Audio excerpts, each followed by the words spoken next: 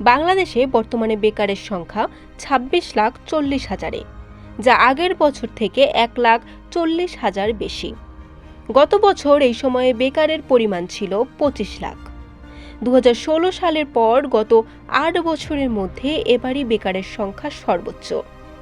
বিবিএস-এর তথ্য মতে চলতি বছরের দ্বিতীয় প্রান্তিক তথা এপ্রিল-জুন সময়ে দেশে বেকারত্বের হার দাঁড়িয়েছে 3.65%, যা আগের বছরের একই সময়ে 3.41% তুলনায় 0.24% বেশি।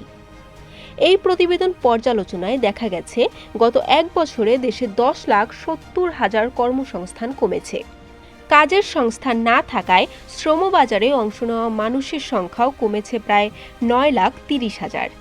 গত এক বছরে কৃষি খাতে 2,30,000 কর্মসংস্থান কমে আসার বিপরীতে শিল্প খাতে বেড়েছে প্রায় 2 লাখ কর্মসংস্থান। তবে এককভাবে সেবা খাতে প্রায় 10,40,000 কর্ম কমেছে বলে জানিয়েছে বিবিএস। এক বছরে কর্মসংস্থান কমেছে প্রায় 10,70,000। এর মধ্যে পুরুষদের 3,30,000 ও নারীদের 7,40,000 কাজ কমেছে বলে জানিয়েছে বিবিএস। এক বছরে কাজ হারানো মানুষের প্রায় 69%ই নারী। বরিশাল.নিউজ।